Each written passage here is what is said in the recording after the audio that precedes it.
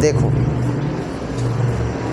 अभी जो हम लोग पढ़ रहे हैं वो पढ़ रहे हैं लेंस निर्मात्री सूत्र, यही ना है, लेंस निर्मात्री सूत्र टॉपिक हम लोगों का यही है। इसको इंग्लिश में कहा जाता है लेंस मेकर फार्मूला, है ना। तो इसी के बारे में पढ़ना है, लेंस मेकर फार्मूला के बारे में। लेकिन सबसे पहले इस फिगर के डिस्क्रिप्शन के बारे में जानेंगे, जिसमें ये बताया जा रहा है कि एल डैश जो है वह एक क्या है, उत्तल लेंस है और इसके दो अपवर्तक पृष्ठ हैं। एक है LP1 L1 और दूसरा अपवर्तक पृष्ठ है LP2 L1। इसका प्रकाशिक केंद्र C है, इसका प्रकाशिक केंद्र क्या है, C है। और एक वस्तु है जो इसके मुख्य अक्ष पर रखी हुई है और वह वस्तु बिंदु O पर बिंदुवत है। और इससे निकलने वाली प्रकाशीय किरण जब लेंस से अपवर्तित होती है तो अपवर्तन के पश्चात कहाँ मिलती है, I पर मिलती है। इसका प्रतिबिंब कहाँ बनता है, I पर। लेकिन एक चीज़ ध्यान रखना कि अगर ये LP2 L1 अपवर्तक पृष्ठ नहीं होता तो यह प्रतिबिंब कहाँ बनता है, I डैश पर बनता है। समझ में आ रहा है। साथ ही साथ इसकी जो वक्रता त्रिज्या है वो क्या है, PC1 है और PC2 है, यानी इसकी वक्रता त्रिज्याएँ दो हैं, एक है R1 और दूसरा है R2। इसके दो ध्रुव हैं, एक है P1 तो दूसरा है P2। लेंस का जो अपवर्तनांक है वह N2 है। लेंस का अपवर्तनांक कितना है, N2। और जहाँ वस्तु रखी गई है, बिंदुवत वस्तु मुख्य अक्ष पर, उसका अपवर्तनांक क्या है, N1 है। और जब अपवर्तन के पश्चात प्रतिबिंब बनता है तो जिस माध्यम में प्रतिबिंब बनता है उसका अपवर्तनांक क्या है, 3 है, यानी N3 है कि नहीं। तो अब लेंस निर्मात्री सूत्र साबित करने के लिए सबसे पहले हम लोगों को उत्तल अपवर्तक पृष्ठ से प्राप्त व्यंजक यूज करना होगा। तो अगर हम देखें तो यहाँ पर उत्तल लेंस में इसका अपवर्तक पृष्ठ क्या है, LP1 L1 है, जिधर वस्तु रखी गई है। तो लिखेंगे LP1 L1 से अपवर्तन। तो सूत्र क्या होता है, N2/V माइनस N1/U और बटा में N2 माइनस N1/R। ये साबित करवा चुके हैं ना, तो वही चीज़ यहाँ पर यूज करेंगे। तो N2/V, तो इसके लिए दूसरा माध्यम क्या है, इस वस्तु के लिए दूसरा माध्यम क्या है, पहला माध्यम तो यही हो गया, तो दूसरा माध्यम तो ये लेंस का हुआ ना। तो N2/V, तो ये हो गया N2 और V। तो V का काम क्या कर रहा है, यानी V का मतलब वस्तु की प्रतिबिंब की दूरी। तो देखा जाए ये हो गया P1 और इसके लिए प्रतिबिंब क्या बन रहा है, I डैश। तो ये हो जाएगा, ये अगर नहीं होता तो कहाँ मिलता, I डैश पर। तो ये प्रतिबिंब की दूरी होगा कि नहीं होगा, PI डैश। तो ये हो गया N2/V और माइनस N1/U। तो वस्तु की दूरी क्या है, P1O। तो ये हो गया P1O और बराबर N2 माइनस N1/R। तो देखो ये क्या हो जाएगा, N2 माइनस N1 और R। तो LP1 L1 के लिए R क्या है, R1। ये क्या हो गया, अभी छोड़ो इसको, अभी इसमें कुछ मान रखना है, वो बताएंगे आगे, ठीक है। तो ये तो हुआ LP1 L1 से अपवर्तन ना। और ये क्या है, उत्तल अपवर्तक पृष्ठ है। क्या है, उत्तल अपवर्तक पृष्ठ। उत्तल अपवर्तक पृष्ठ, उत्तल अपवर्तक पृष्ठ LP1 L1 से अपवर्तन।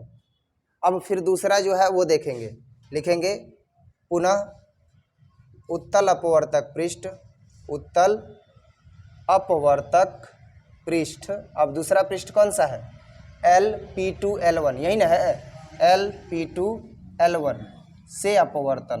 तो हालांकि पहले ही हम बता चुके हैं कि उत्तल अपवर्तक पृष्ठ से अपवर्तन का सूत्र क्या होता है और इसको साबित भी करवाए थे। क्या होता है, N2/V माइनस N1/U और बराबर N2 माइनस, है ना, N2 माइनस N1/R। तो अब यहाँ पर देखते हैं, अजीब हाल है, हम फॉर्मूला की बात कर रहे हैं कि सूत्र हम ये साबित करवा चुके हैं कि N2/V माइनस N1/U बराबर N2 माइनस N1/R। तो अब अभी सूत्र न बोल रहे हैं, हमको नहीं पता है कि यहाँ पर ये तीसरा माध्यम है।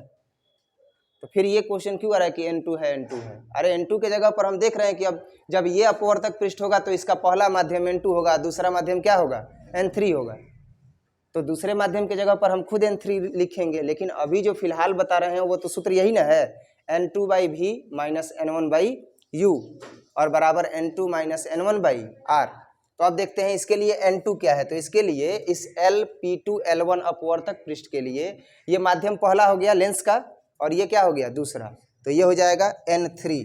और इसके लिए क्या चाहिए, इसके लिए चाहिए अब N2/V। तो लिख रहे हैं N3, ये N2 का वैल्यू है, लेकिन V का वर्क यहाँ पे क्या करेगा, P2I। क्या करेगा, P2I।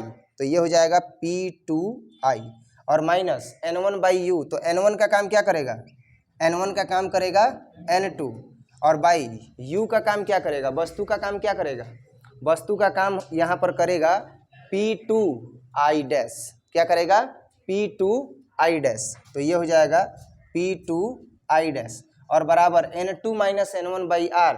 तो N2 का काम क्या कर रहा है, N3, और N1 का काम क्या कर रहा है, N2, और बटे में R। तो इसके लिए R का काम क्या करेगा, R2 करेगा कि नहीं करेगा। अब यहाँ पर जो ये मान है P1O है और PI डैश है, इसको देखेंगे कि हम क्या लिख सकते हैं। तो चूंकि ध्रुव जो है वह वक्रता केंद्र के एकदम नज़दीक है, प्रकाशिक केंद्र के नज़दीक है कि नहीं है। तो हम लिखेंगे कि चूंकि ध्रुव P प्रकाशिक केंद्र के क्या है, नज़दीक है, प्रकाशिक केंद्र के अत्यंत नज़दीक है ना। तो अगर ये प्रकाशिक केंद्र के अत्यंत नज़दीक है तो हम क्या लिख सकते हैं, PI डैश को, PI डैश है ना। तो देखो ये हो गया PI डैश, तो ये P1 होगा यहाँ पर P1I डैश। तो P1I डैश को हम क्या लिख सकते हैं, CI डैश लिख सकते हैं, CI डैश लिखा जा सकता है ना, इसके नज़दीक है। अब इसके बाद P1O है, तो P1O को क्या लिख सकते हैं, CO। अब देखा जाए P2I है ना, तो P2I, तो देखा जाए यही ना, P2I है और फिर क्या है, P2I डैश है। तो ये तो इसके प्रतिबिंब का काम कर रहा है।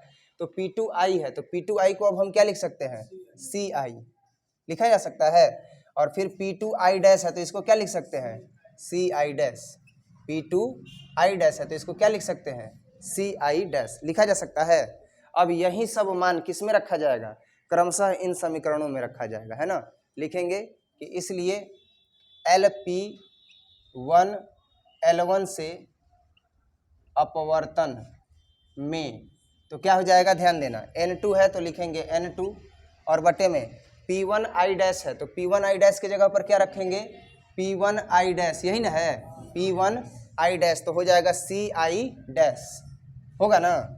और माइनस N1 है तो लिखेंगे N1 और बटे में P1O है, तो इसके जगह पर क्या रखेंगे, CO और बराबर N2 माइनस N1 और बटे में R। इसको समीकरण 1 मानेंगे। समझ में आया। अब इसके बाद अब परिवर्तन किस में करेंगे, इस स्टेप में N3/P2I है, तो ये हो जाएगा इसलिए LP2 L1 से अपवर्तन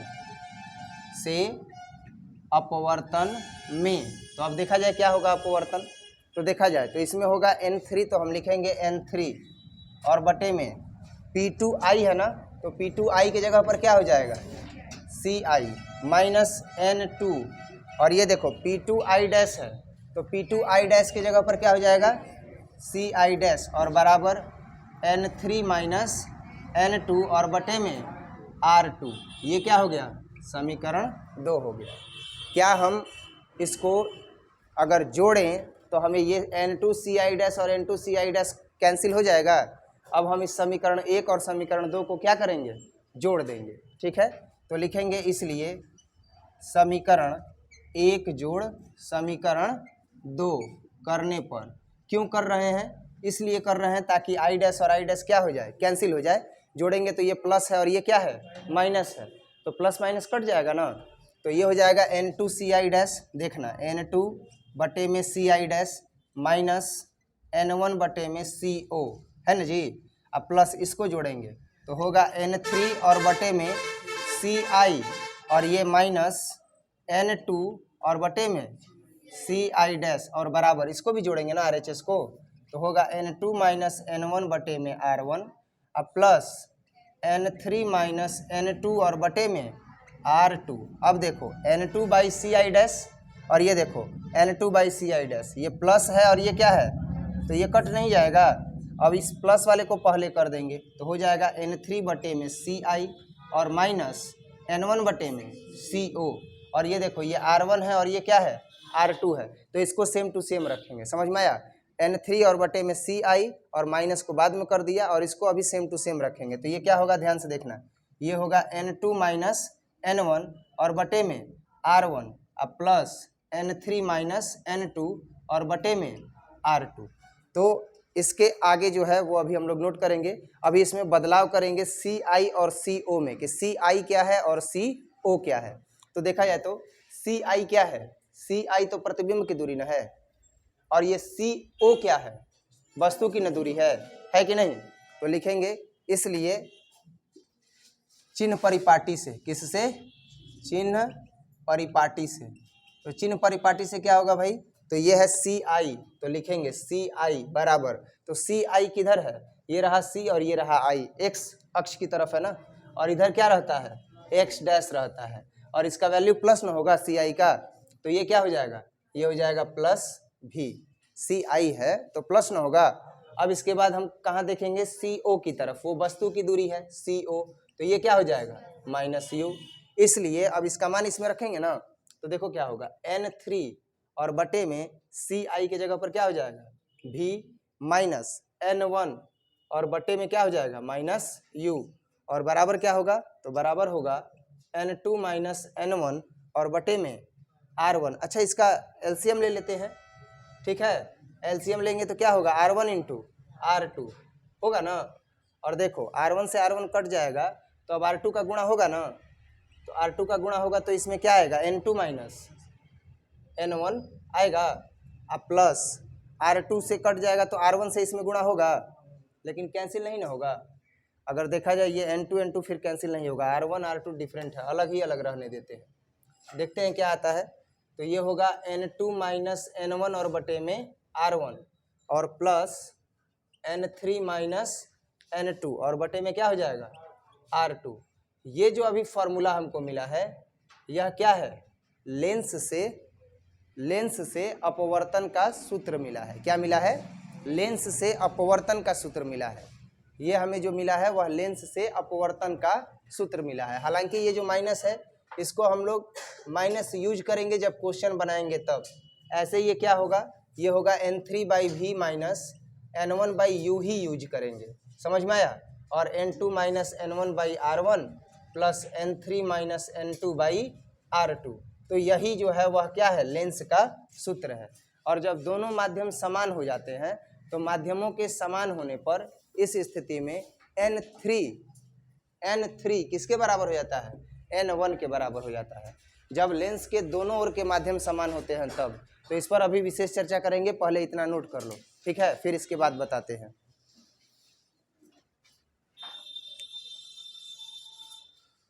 सीधा बैठो।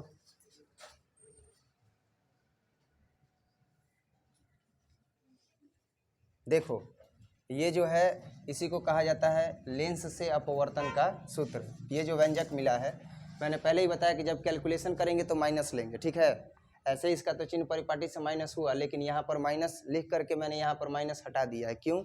क्योंकि मैंने पहले ही बताया जब हम लोग न्यूमेरिकल सॉल्व करेंगे तब लेंगे, अभी नहीं। तो ये क्या है, यह जो है वह लेंस से अपवर्तन का सूत्र है। यह लेंस से किस चीज़ का सूत्र है, अपवर्तन का सूत्र है। अब ये जो अपवर्तन का सूत्र है, इस स्थिति में यदि लेंस के दोनों ओर के माध्यम समान हो जाएं तो क्या होगा, ठीक है। ये सब नोट कर लिए हो ना, ठीक है। अब देखना, जब लेंस के दोनों ओर के माध्यम समान हो जाए तो लेंस के दोनों ओर का माध्यम है क्या, पहले फिगर देखो। तो लेंस के दोनों ओर का माध्यम है, एक तरफ है N1 और दूसरी तरफ है N3। ये भी हो गया है ना, मिटा दें, देखना। तो जब लेंस के दोनों ओर के माध्यम समान हो तो इस स्थिति में क्या होगा, N1 बराबर N3। तो बोलोगे सर जब लेंस के दोनों ओर का माध्यम असमान हो तब क्या होगा, तो लेंस के दोनों ओर का माध्यम जब असमान होगा तो उसके लिए तो व्यंजक मिल ही गया है, N3 और N1 के फॉर्म में मिला है कि नहीं मिला है। लेकिन एक ऐसा कंडीशन जिसमें उसका माध्यम क्या हो जाए, समान हो जाए, तब क्या होगा। देखते हैं कि अब उस स्थिति में हमें क्या मिलता है। हम लेंस निर्मात्री सूत्र का मान निकाल लेते हैं या नहीं निकाल पाते हैं, है ना। लिखेंगे कि यह लेंस से अपवर्तन का सूत्र है जब लेंस के दोनों ओर दोनों ओर के माध्यम क्या है, के माध्यम असमान है। क्या है, असमान है। क्लियर है। अब तो दूसरा कंडीशन क्या आता है, दूसरा कंडीशन आता है कि जब लेंस के दोनों ओर के माध्यम क्या हो जाएं, समान हो जाएं। तो देखते हैं इस कंडीशन में क्या होता है। जब लेंस के दोनों ओर के माध्यम, दोनों ओर के माध्यम क्या हो जाएं, समान हो जाएं। तो देखते हैं क्या होता है, समान हो जाएं। तो देखा जाए लेंस के दोनों ओर का माध्यम n1 है और n3 है, ये दोनों क्या हो जाए, समान हो जाए। तो n1 बराबर n3 होगा ना। तो अब इसका मान कहाँ रखा जाएगा, उसी में ना रखा जाएगा, जहाँ जहाँ n3 है वहाँ वहाँ क्या रखेंगे, n1 रखेंगे। तो देखते हैं, चूंकि दिया क्या गया है n3 बाई v और माइनस n1 बाई u और बराबर n2 minus n1 by r1 plus n3 और माइनस n2 और बाई r2। अब देखो ये क्या होगा, n3 के जगह पर क्या रखेंगे, n1 रखेंगे। तो ये हो जाएगा n1 बाई v और ये क्या हो जाएगा n1 by u, n2 minus n1 और बाई r1 प्लस n3 है तो क्या रखेंगे n1 माइनस n2 और बाई r2। अब ध्यान देना n1 है ना दोनों में अंश में, इसको कॉमन कर देंगे। कॉमन करेंगे तो क्या मिलेगा, n1 को जैसे ही कॉमन करेंगे तो यहाँ मिलेगा 1 by v minus 1 by u। तो ये हो जाएगा 1 by V minus 1 by U. Clear है। अब इक्वल टू है तो इक्वल टू देंगे और n2 माइनस n1 और बाई क्या हो गया r1। ये प्लस है ना तो प्लस माइनस को कॉमन कर देते हैं इससे, इस पद से किसको कॉमन करेंगे, माइनस को। तो ये n2 आ जाएगा पहले और ये प्लस n1 है तो क्या हो जाएगा माइनस n1। होगा कि नहीं होगा बताओ, माइनस को कॉमन कर दिए तो नहीं हो जाएगा ये, और बटा में क्या है r2। अब देखो n1 है और into 1 by V minus 1 by U है, तो ये क्या हो जाएगा n2 माइनस n1 को कॉमन करते हैं। अब अगर इसको कॉमन करेंगे तो यहाँ बचेगा 1 बाई r1 अब plus minus minus 1 by r2। n2 minus n1 को क्या कर दिए, कॉमन कर दिए। लेकिन लेंस सूत्र से हमें पता है, लेंस सूत्र जो हमने 10th क्लास में पढ़ा है उससे पता है कि 1 बाई एफ बराबर 1 by V minus 1 by U होता है कि नहीं। ये अलग बात है कि उस समय साबित नहीं करवाया गया होगा 10th क्लास में, या कई विद्यार्थी होंगे जिनके पास इसका प्रमाण भी होगा। ठीक है, तो n1 है तो अब हम यहाँ पर क्या करेंगे n1 और इंटू इसके जगह पर क्या लिखेंगे अब 1 बाई एफ और इसके जगह पर क्या रहेगा, ये सेम टू सेम रहेगा और ये क्या हो जाएगा 1 by r1 minus 1 by r2। अब ध्यान देना 1 बाई एफ है तो ये 1 by F same to same रहेगा और n2 माइनस n1 और बटे में n1 गुणा में है तो भाग में नहीं आ जाएगा और ये क्या हो जाएगा 1 by r1 minus 1 by r2। कोई दिक्कत। अब देखो अब जब अलग अलग भाग करेंगे तो होगा n2 by n1 minus n1 by n1 और ये क्या होगा 1 by r1 minus 1 by r2। अलग अलग अगर भाग किए तो ये कट जाएगा ना। अब तो अब क्या मिला, अब मिला 1 बाई एफ बराबर n2 बाई n1 माइनस 1 और into 1 by r1 minus 1 by r2।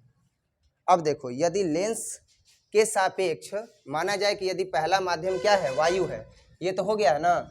यदि माना जाए कि पहला माध्यम क्या है, वायु है, तो वायु के सापेक्ष यदि लेंस का अपवर्तनांक n हो, क्या हो, वायु के सापेक्ष पहला माध्यम यदि वायु हो और उसके सापेक्ष यदि लेंस का अपवर्तनांक क्या हो, n हो, तो उस स्थिति में n बराबर क्या होगा n2 बटे में n1। मैंने क्या बताया, जब पहला माध्यम क्या हो, जब पहला माध्यम वायु हो तो लेंस का अपवर्तनांक, तो लेंस का वायु के सापेक्ष, वायु के सापेक्ष अपवर्तनांक, तो सापेक्ष में बताए थे ना कि जब कभी भी सापेक्ष की बात की जाएगी तो जिसके सापेक्ष की बात की जाएगी उसके सापेक्ष का मान कहाँ आ जाएगा, बटा में।